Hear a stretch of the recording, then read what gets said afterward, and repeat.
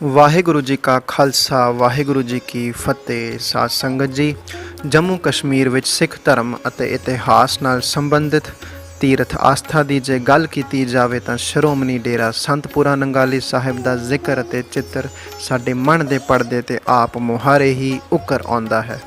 ਸ਼੍ਰੋਮਣੀ ਡੇਰਾ ਸੰਤਪੁਰਾ ਨੰਗਾਲੀ ਸਾਹਿਬ ਸਿੱਖ ਪ੍ਰਚਾਰ ਅਤੇ ਪ੍ਰਸਾਰ ਦਾ ਵਾਹਿਦ ਡੇਰਾ ਹੈ। ਸਾਧ ਸੰਗਤ, ਜਿਨ੍ਹਾਂ ਦੇ ਪੂਰਵਜਾਂ ਸੰਤ ਭਾਈ ਫੇਰੂ ਸਿੰਘ ਜੀ, ਸੰਤ ਭਾਈ ਪੰਜਾਬ ਸਿੰਘ ਜੀ ਅਤੇ ਸੰਤ ਭਾਈ ਰੋਚਾ ਸਿੰਘ ਜੀ ਨੂੰ ਦਸਮ ਪਾਤਸ਼ਾਹ ਸਾਹਿਬ ਸ੍ਰੀ ਗੁਰੂ ਗੋਬਿੰਦ ਸਿੰਘ ਜੀ ਮਹਾਰਾਜ ਦੇ ਮੁਬਾਰਕ ਕਰ ਕਮਲਾਂ ਦੁਆਰਾ ਅੰਮ੍ਰਿਤ ਪਾਨ ਕਰਨ ਦਾ ਗੌਰਵ ਪ੍ਰਾਪਤ ਹੈ। ਅੱਜ ਅਸੀਂ ਡੇਰਾ ਸਾਹਿਬ ਦੇ ਇਤਿਹਾਸ 'ਚੋਂ ਕੁਝ ਐਸੇ ਸਮੇਂ ਬਾਰੇ ਗੱਲ ਕਰਾਂਗੇ ਸਾਧ ਸੰਗਤ, ਜਦੋਂ ਪਾਕਿਸਤਾਨ ਫੌਜ ਨੇ ਕਬਾਇਲੀਆਂ ਦੀ ਮਦਦ ਨਾਲ ਇੱਥੇ ਹਮਲਾ ਕਰ ਦਿੱਤਾ। ਐਸੇ ਸੂਰਬੀਰਾਂ ਬਾਰੇ ਜਾਣਾਂਗੇ ਜਿਨ੍ਹਾਂ ਆਪਣੀ ਜਾਨ ਦੀ ਪਰਵਾਹ ਨਾ ਕਰਦੇ ਹੋਏ ਡੇਰਾ ਸਾਹਿਬ ਦੀ ਅਜ਼ਮਤ ਨੂੰ ਦੁਸ਼ਮਣ ਦੇ ਹਮਲੇ ਸਮੇਂ ਬਚਾਈ ਰੱਖਿਆ। ਉਸ ਤੋਂ ਪਹਿਲਾਂ ਛੋਟਾ ਜਿਹਾ ਚਾਨਣ ਸ਼੍ਰੋਮਣੀ ਡੇਰਾ ਸਾਹਿਬ ਦੇ ਇਤਿਹਾਸ ਬਾਰੇ।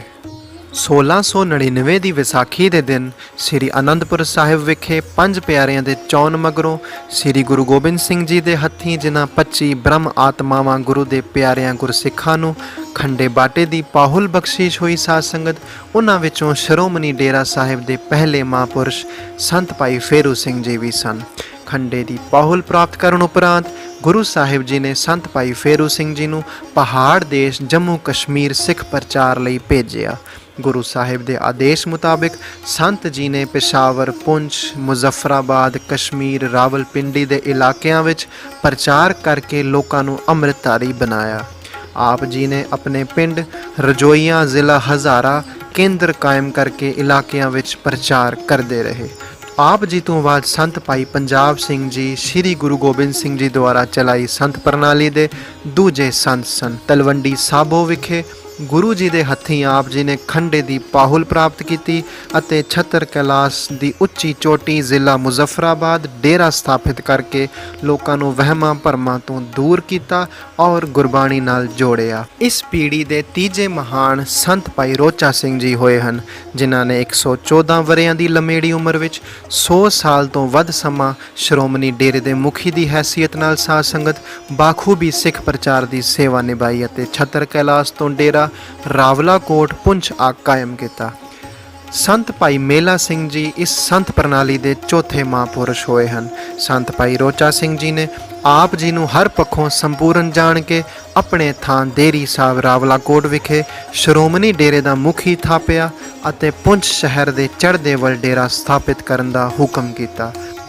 ਹੁਕਮ ਮੰਨੀਏ ਹੋਵੇ ਪ੍ਰਵਾਨ। ਸਾਧ ਸੰਗਤ ਜੀ, ਠਾਕੁਰ ਭਾਈ ਮੇਲਾ ਸਿੰਘ ਜੀ ਨੇ ਸੰਤ ਰੋਚਾ ਸਿੰਘ ਜੀ ਦੇ ਬਚਨ ਅਨੁਸਾਰ ਪੁੰਛ ਸ਼ਹਿਰ ਦੇ ਚੜ੍ਹਦੇ ਵੱਲ ਦਰਿਆਏ ਕਿਸ਼ਨ ਗੰਗਾ ਦੀ ਸ਼ਾਖ ਦਰੁੰਗਲੀ ਨਦੀ ਦੇ ਨਾਲ ਨੰਗਾਲ ਜੰਗਲ ਕਟਵਾ ਕੇ ਸੁੰਦਰ ਗੁਰਦੁਆਰਾ ਸਾਹਿਬ ਬਣਵਾਇਆ ਅਤੇ ਸੰਨ 1803 ਦੀ ਵਿਸਾਖੀ ਦੇ ਦਿਨ ਗੁਰਮਤਿ ਸੰਮੇਲਨ ਸਦਕਾ ਇਸ ਪਾਵਨ ਅਸਥਾਨ ਦਾ ਨਾਂ ਡੇਰਾ ਸੰਤਪੁਰਾ ਨੰਗਾਲੀ ਸਾਹਿਬ ਰੱਖਿਆ।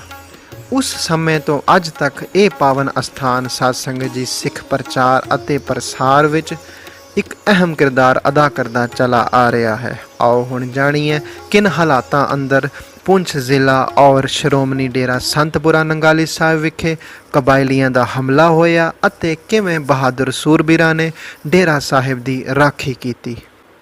15 ਅਗਸਤ 1947 ਵਿੱਚ ਭਾਰਤ ਦੇਸ਼ ਆਜ਼ਾਦ ਤਾਂ ਹੋਇਆ ਸਾਧ ਸੰਗਤ, ਪਰ ਇਸ ਆਜ਼ਾਦੀ ਲਈ ਦੇਸ਼ ਨੂੰ ਬਹੁਤ ਵੱਡੀ ਕੀਮਤ ਚੁਕਾਉਣੀ ਪਈ। ਅੰਗਰੇਜ਼ੀ ਸ਼ਾਸਕਾਂ ਨੇ ਜੰਮੂ ਕਸ਼ਮੀਰ ਦੀ ਪਵਿੱਤਰ ਧਰਤੀ ਦੀ ਸਦੀਆਂ ਪੁਰਾਣੀ ਜੁਗਰਾਫੀਆ ਇਕਾਈ ਨੂੰ ਦੋ ਹਿੱਸਿਆਂ ਹਿੰਦੁਸਤਾਨ ਪਾਕਿਸਤਾਨ ਵਿੱਚ ਵੰਡ ਕੇ ਆਉਣ ਵਾਲੀ ਪੀੜ੍ਹੀਆਂ ਨੂੰ ਫਿਰਕਾ ਪ੍ਰਸਤੀ ਦਾ ਸੰਤਾਪ ਭੋਗਣ ਲਈ ਛੱਡ ਦਿੱਤਾ।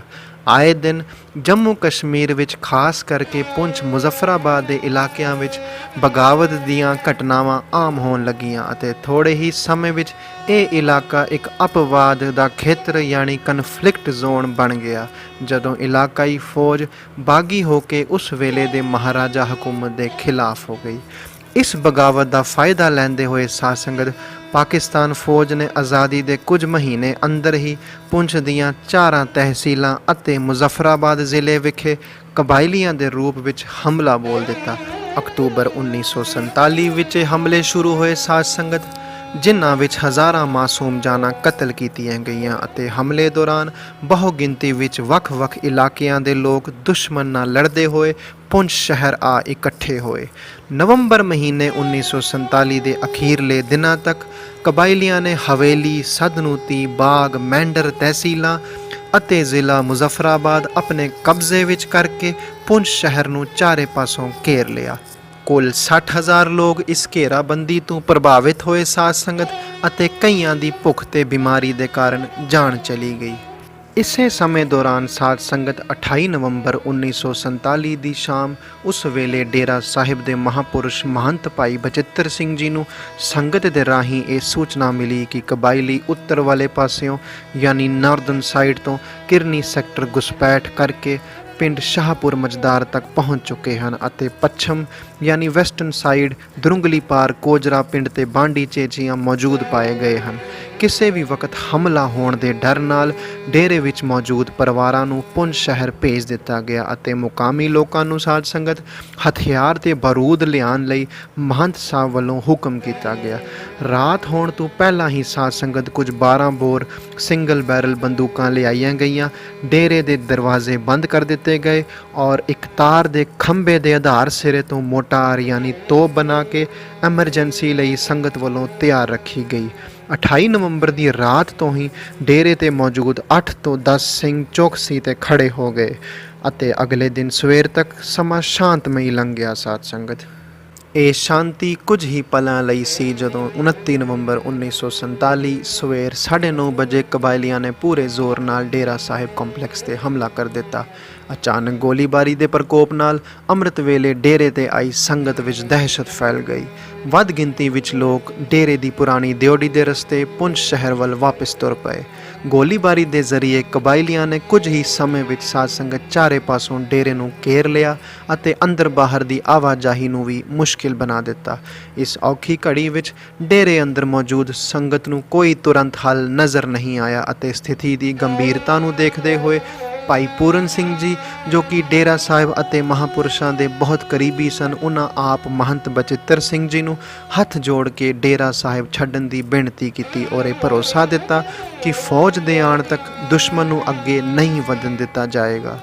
ਡੇਰਾ ਸਾਹਿਬ ਛੱਡਣ ਲਈ ਸਹਿਮਤ ਹੋਣ ਤੇ ਮਹੰਤ ਸਾਹਿਬ ਜੀ ਦੇ ਨਾਲ ਭਾਈ ਕਿਰਪਾਲ ਸਿੰਘ ਜੀ ਕਾਰੇ ਮੁਖਤਿਆਰ ਖਾਸੋ ਆਮ ਮੈਨੇਜਰ ਡੇਰਾ, ਭਾਈ ਮਦਨ ਸਿੰਘ ਜੀ ਸਪੁੱਤਰ ਮਹੰਤ ਭਾਈ ਰਤਨ ਸਿੰਘ ਜੀ, ਡਾਕਟਰ ਬਚਨ ਸਿੰਘ ਜੀ, ਭਾਈ ਕਰਤਾਰ ਸਿੰਘ ਜੀ ਲਾਂਗਰੀ ਡੇਰਾ ਅਤੇ ਹੋਰ ਸਿੱਖ ਸੰਸਥਾਵਾਂ ਦੇ ਪ੍ਰਮੁੱਖ ਪੁੰਛ ਸ਼ਹਿਰ ਲਈ ਰਵਾਨਾ ਹੋਏ।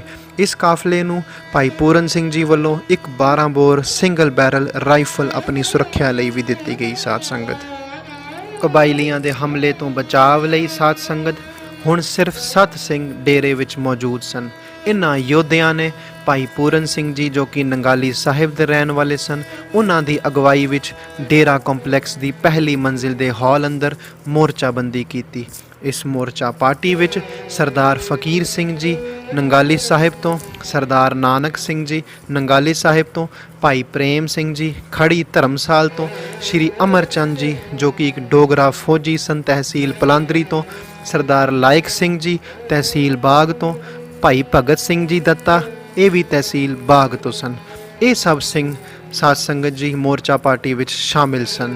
ਮੋਰਚਾ ਪਾਰਟੀ ਨੂੰ ਉਪਲਬਧ ਹਥਿਆਰਾਂ ਵਿੱਚੋਂ ਕੁਝ ਮਜ਼ਲ ਲੋਡਿੰਗ ਰਾਈਫਲ ਸਨ। ਸਾਧ ਸੰਗਤ ਜੀ ਲੰਬੀ ਨਲੀ ਵਾਲੀ ਇਹ ਬੰਦੂਕ ਪੁਰਾਣੇ ਸਮੇਂ ਤੋਂ ਹੀ ਦੂਰ ਦੇ ਨਿਸ਼ਾਨਿਆਂ ਲਈ ਇਸਤੇਮਾਲ ਹੁੰਦੀ ਸੀ।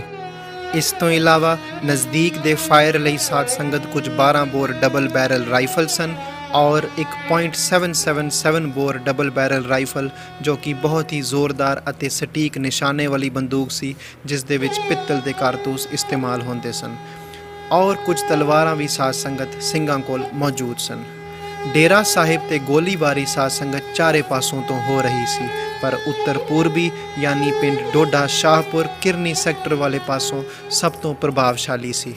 ਸਰਦਾਰ ਪੂਰਨ ਸਿੰਘ ਜੀ ਨੇ ਮੋਰਚਾ ਪਾਰਟੀ ਦੀ ਅਗਵਾਈ ਕਰਦੇ ਹੋਏ ਸਰਦਾਰ ਫਕੀਰ ਸਿੰਘ ਜੀ ਨੂੰ ਪੂਰਬੀ ਪਾਸੇ, ਭਾਈ ਪ੍ਰੇਮ ਸਿੰਘ ਜੀ ਨੂੰ ਦੱਖਣ ਪਾਸੇ ਅਤੇ ਡੋਗਰਾ ਫੌਜੀ ਅਮਰਚੰਦ ਜੀ ਨੂੰ ਪੱਛਮ ਪਾਸੇ ਦੇ ਮੋਰਚਿਆਂ ਦੀ ਜ਼ਿੰਮੇਵਾਰੀ ਸੌਂਪੀ। ਰਣਨੀਤਿਕ ਉੱਤਰ ਵਾਲੇ ਪਾਸੇ ਦਾ ਮੋਰਚਾ ਜਿਹੜਾ ਕਿਰਨੀ ਸੈਕਟਰ ਵੱਲ ਸੀ ਔਰ ਜਿੱਥੋਂ ਭਾਰੀ ਮਾਤਰਾ ਵਿੱਚ ਗੋਲੀਬਾਰੀ ਹੋ ਰਹੀ ਸੀ ਸਾਧ ਸੰਗਤ, ਉਹ ਭਾਈ ਪੂਰਨ ਸਿੰਘ ਜੀ ਨੇ ਆਪ ਸਾਂਭਿਆ। ਸਰਦਾਰ ਲਾਇਕ ਸਿੰਘ ਜੀ ਅਤੇ ਸਰਦਾਰ ਨਾਨਕ ਸਿੰਘ ਜੀ ਨੂੰ ਡੇਰਾ ਕੰਪਲੈਕਸ ਅੰਦਰ ਗਸ਼ਤ ਕਰਨ ਦੀ ਯਾਨੀ ਪੈਟਰੋਲਿੰਗ ਦੀ ਔਰ ਰਾਈਫਲ ਲੋਡਿੰਗ ਰੀਲੋਡਿੰਗ ਦੀ ਜ਼ਿੰਮੇਵਾਰੀ ਦਿੱਤੀ। ਸਰੀਰਕ ਤੌਰ ਤੇ ਅਪਾਹਿਜ ਹੋਣ ਦੇ ਬਾਵਜੂਦ ਸਾਧ ਸੰਗਤ ਸਰਦਾਰ ਲਾਇਕ ਸਿੰਘ ਜੀ ਦੇ ਹੌਸਲੇ ਬੁਲੰਦ ਸੀ। ਭਾਈ ਭਗਤ ਸਿੰਘ ਜੀ ਦੱਤਾ ਕੋਜਰਾ ਪਿੰਡ ਤੋਂ ਸ਼ੁਰੂਆਤੀ ਗੋਲੀਬਾਰੀ ਵਿੱਚ ਜ਼ਖਮੀ ਹੋ ਗਏ ਸਨ। ਸਾਧ ਸੰਗਤ ਸਮੇਂ ਦੇ ਨਾਲ ਗੋਲੀਬਾਰੀ ਦੀ ਘਣਤਾ ਅਤੇ ਦੁਸ਼ਮਣ ਦਾ ਦਬਾਅ ਵੱਧਦਾ ਜਾ ਰਿਹਾ ਸੀ ਅਤੇ ਡੇਰੇ ਵਿੱਚ ਸਿੰਘਾਂ ਦੀ ਮੋਰਚਾਬੰਦੀ ਇੱਕ ਔਖੀ ਚੁਣੌਤੀ ਦੇ ਤੌਰ ਤੇ ਉੱਭਰ ਰਹੀ ਸੀ। ਪਰ ਠਾਕੁਰਾਂ ਦੀ ਮਿਹਰ ਸਦਕਾ ਇਹ ਹਾਲਾਤ ਵੀ ਇਨ੍ਹਾਂ ਯੋਧਿਆਂ ਨੂੰ ਰੋਕ ਨਹੀਂ ਸਕੇ ਜਿਨ੍ਹਾਂ ਨੇ ਆਪਣੇ ਆਖਰੀ ਸਾਹ ਤੱਕ ਲੜਨ ਦਾ ਪੱਕਾ ਇਰਾਦਾ ਕੀਤਾ ਸੀ।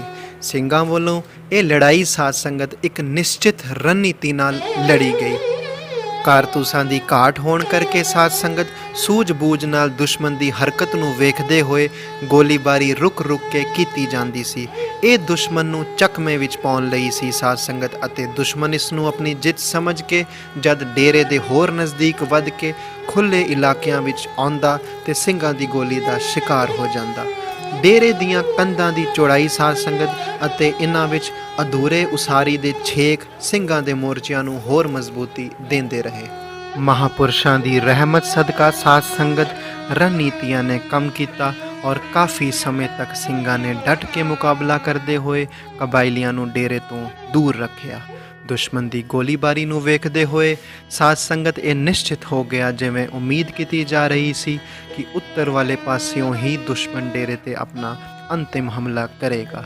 ਸਰਦਾਰ ਲਾਇਕ ਸਿੰਘ ਜੀ ਹੁਣ ਪੂਰਬੀ ਮੋਰਚੇ ਵੱਲ ਆ ਗਏ ਸਾਧ ਸੰਗਤ, ਅਤੇ ਸਰਦਾਰ ਫਕੀਰ ਸਿੰਘ ਜੀ ਨੇ ਭਾਈ ਪੂਰਨ ਸਿੰਘ ਜੀ ਨਾਲ ਉੱਤਰੀ ਮੋਰਚਾ ਸਾਂਭ ਲਿਆ। ਥੋੜਾ ਹੀ ਸਮਾਂ ਰਹਿ ਗਿਆ ਸੀ ਸਾਧ ਸੰਗਤ ਸੂਰਜ ਡੁੱਬਣ ਨੂੰ, ਜਦੋਂ ਸੈਂਕੜੇ ਵਿੱਚ ਕਬਾਇਲੀਆਂ ਦੀ ਭੀੜ ਉੱਤਰ ਵਾਲੇ ਪਾਸਿਓਂ ਡੇਰੇ ਵੱਲ ਆਉਂਦੀ ਦਿਸੀ।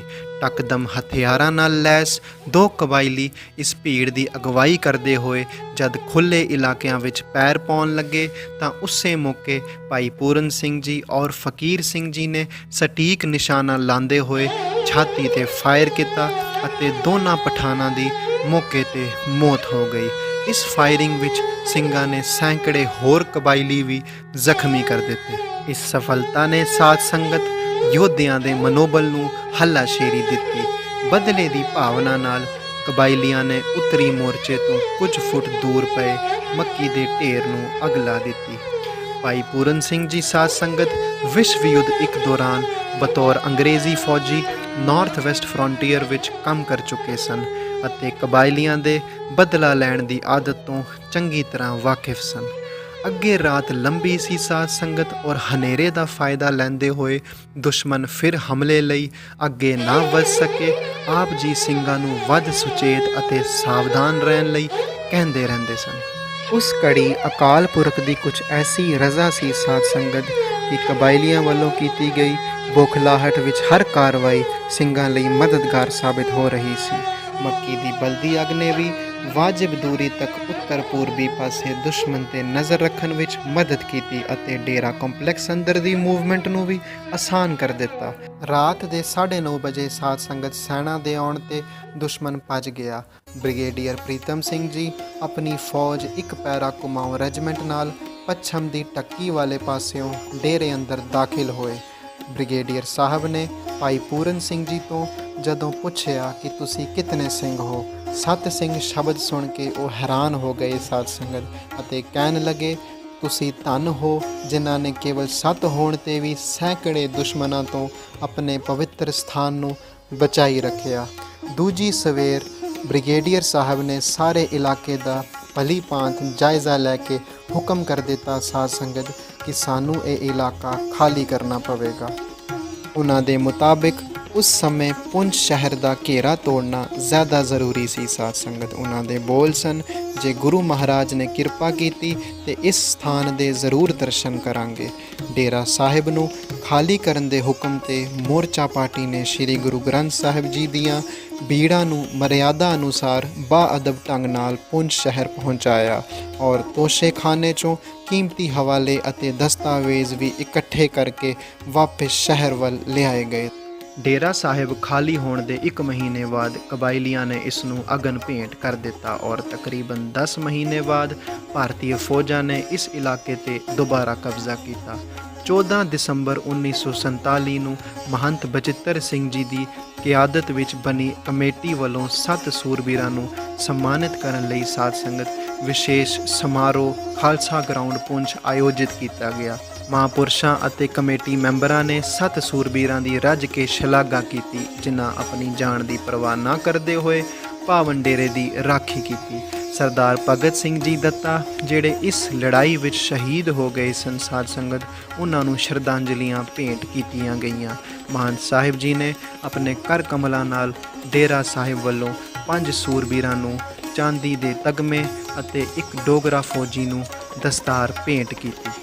ਜਾਓ ਤੋ ਪ੍ਰੇਮ ਖਿਲਨ ਕਾ ਚਾਓ, ਸਿਰ ਧਰ ਤਲੀ ਗਲੀ ਮੁਰੀਆਓ। ਸਾਧ ਸੰਗਤ ਆਪ ਜੀ ਦੀ ਸ਼੍ਰੋਮਣੀ ਡੇਰਾ ਸੰਤਪੁਰਾ ਨੰਗਾਲੀ ਸਾਹਿਬ ਵੱਲ ਸ਼ਰਧਾ ਨੂੰ ਵੇਖਦੇ ਹੋਏ ਦਾਸ ਵੱਲੋਂ ਸੂਰਬੀਰਾਂ ਨੂੰ ਸ਼ਰਧਾਂਜਲੀ ਤੌਰ 'ਤੇ ਇਹ ਛੋਟਾ ਜਿਹਾ ਚਾਨਣ ਇਸ ਇਤਿਹਾਸਿਕ ਘਟਨਾ ਉੱਤੇ, ਜਿਸ ਦੇ ਬਾਰੇ ਬੜੇ ਘੱਟ ਲੋਕ ਜਾਣੂ ਸਨ। ਭੁੱਲਾਂ ਗਲਤੀਆਂ ਮਾफ़ ਕਰਨੀਆਂ। ਫਤਿਹ ਬੁਲਾਓ ਜੀ। ਵਾਹਿਗੁਰੂ ਜੀ ਕਾ ਖਾਲਸਾ, ਵਾਹਿਗੁਰੂ ਜੀ ਕੀ ਫਤਿਹ।